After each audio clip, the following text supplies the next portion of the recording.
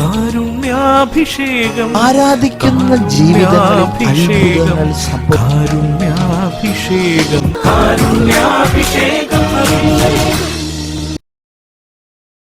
നമ്മുടെ വീടുകളിൽ വണക്കമാസം കാലം കൂടുന്ന ഒരു ദിവസമാണ്, ഒരു വലിയ ആഘോഷമാണ് നമ്മുടെ വീടുകളിൽ. ഞാൻ ഓർക്കുകയാണ്, അടുത്ത ബന്ധുക്കളൊക്കെ വീട്ടിൽ വിളിച്ച് ആ പ്രാർത്ഥനയ്ക്ക് ശേഷം ചെറിയ ഒരു പടക്കൊക്കെ പൊട്ടിച്ച് മത്താപ്പ് പൂത്തിരി ഒക്കെ ഉണ്ടാകും.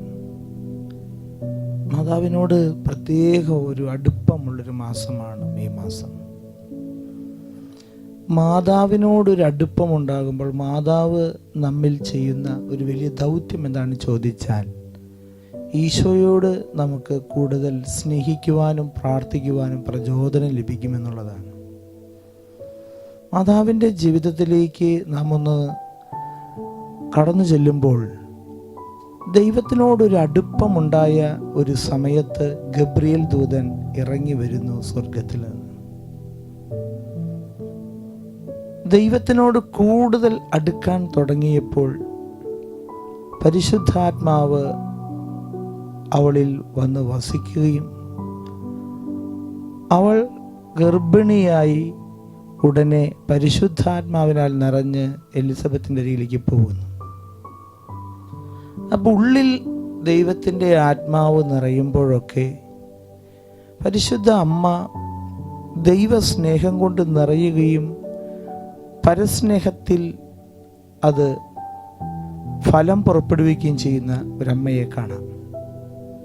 വീണ്ടും നമ്മൾ കാണുന്നത് ഒരു വീട്ടിൻ്റെ ദയനീയ അവസ്ഥയിൽ അമ്മ കടന്നു വന്ന് ആ സങ്കടം ഏറ്റെടുക്കുകയാണ്. അവിടെ ഈശോയെ വിളിച്ചു വരുത്തുകയാണ്. ഈശോ അവിടെയുണ്ട്, പക്ഷെ അത്ഭുതത്തിന് വിളിച്ചു വരുത്തുകയാണ്. ഈ അമ്മ നമ്മെ സഹായിക്കുന്നൊരു കാര്യം, ഈശോയെ നമ്മുടെ അരികിലേക്ക് കൊണ്ടുവരികയും നമ്മെ ഈശോയിലേക്ക് അടുപ്പിക്കുകയും ചെയ്യും. അതുകൊണ്ട് ഈ അമ്മമാരുടെ ഒരു പ്രത്യേകത, നമ്മുടെ വീട്ടിൽ അമ്മമാരാണ് പ്രാർത്ഥിക്കുവാനായിട്ട് കുട്ടികളെ പഠിപ്പിക്കുക. അവരെ മുട്ടുകുത്തുവാനും കൈകൂപ്പുവാനും കുരിശ് വരയ്ക്കുവാനും പ്രാർത്ഥിക്കുവാനും സ്തുതി കൊടുക്കുവാനും കുമ്പസാരിപ്പിക്കുവാനും പള്ളിയിൽ പോകുവാനും ഇതെല്ലാം പഠിപ്പിക്കുന്ന അമ്മമാരാണ്. ഈ അമ്മമാർ പഠിപ്പിക്കുമ്പോൾ നമുക്ക് ഈശോയുടെ അടുപ്പം കൂടുന്നു. അതുകൊണ്ട് പ്രിയമുള്ളവരെ, മാതാവിൻ്റെ ഈ വണക്കമാസത്തിൻ്റെ ഈ സമാപന ദിവസത്തിൽ അമ്മമാർ ഈശോയിൽ നിറഞ്ഞാൽ അവരുടെ മക്കൾ ഈശോയുടെ അടുത്തേക്ക് തനിയെ കടന്നു ചെല്ലുമെന്നുള്ളതാണ്. നമ്മുടെ വീട്ടിൽ മക്കൾക്ക് ഈ ഈശോയുടെ അനുഭവം കുറഞ്ഞു വരുന്നുണ്ടെങ്കിൽ അമ്മമാർ ഈ പരിശുദ്ധാത്മാവിനാൽ നിറയുന്നൊരനുഭവം അവർക്ക് കുറഞ്ഞു വരുന്നു എന്ന് അവർ ചിന്തിക്കണം.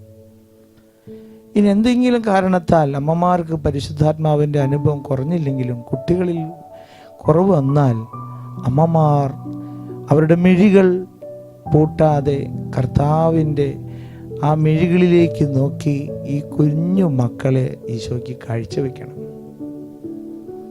ഈശോ അറിയാതെ എൻ്റെ ജീവിതം നടക്കില്ലെന്നുള്ള ബോധ്യം ഈ അമ്മമാർ വിശ്വസിച്ച് ഈ കുട്ടികൾക്ക് വേണ്ടി പ്രാർത്ഥിക്കണം. തോരാത്ത കണ്ണീരുമായി മോനിക്ക പുണ്യവതി കരഞ്ഞ് പ്രാർത്ഥിച്ചപ്പോൾ അഗസ്തീനോസ് എന്നൊരു വിശുദ്ധൻ സഭയ്ക്കുണ്ടായെങ്കിൽ അതൊരമ്മയുടെ കണ്ണീരാണ്, പ്രാർത്ഥനയാണ്.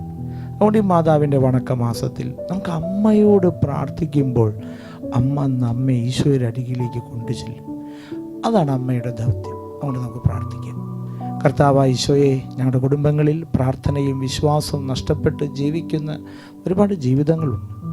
അവരൊക്കെ ഈശോയുടെ അരികിലേക്ക് കൊണ്ടുചെല്ലുവാൻ അമ്മയുടെ ഒരു സഹായം ഞങ്ങൾക്ക് ആവശ്യമാണ്. അമ്മമാരുടെ സ്നേഹവും അവരുടെ വലിയ ആ കരുതലും ഇന്ന് ഞങ്ങളുടെ കുടുംബങ്ങളിൽ, ഭവനങ്ങളിലായിരിക്കുന്ന ദൂരസ്ഥലങ്ങളിലായിരിക്കുന്ന മക്കൾക്ക് വേണ്ടി പ്രാർത്ഥിക്കുകയാണ്. അമ്മ ഈശോയെ നഷ്ടപ്പെടാതെ ഞങ്ങളുടെ സഹോദരങ്ങളിൽ, ഞങ്ങളുടെ മക്കളിൽ, ജീവിത പങ്കാളിയിൽ നഷ്ടപ്പെടാതെ ഈശോയെ കാത്തുകൊള്ളുവാൻ ഇടവരണമെന്ന് പ്രാർത്ഥിക്കുന്നു. ഈശോയുടെ ആശീർവാദത്തിനായിട്ട് നമുക്ക് ഒരുങ്ങാം. നല്ല മാതാവേ മരിയേ, നിർമ്മല യൗസേപിതാവേ, നല്ല മാതാവേ മരിയേ, നിർമ്മല യൗസേപിതാവേ,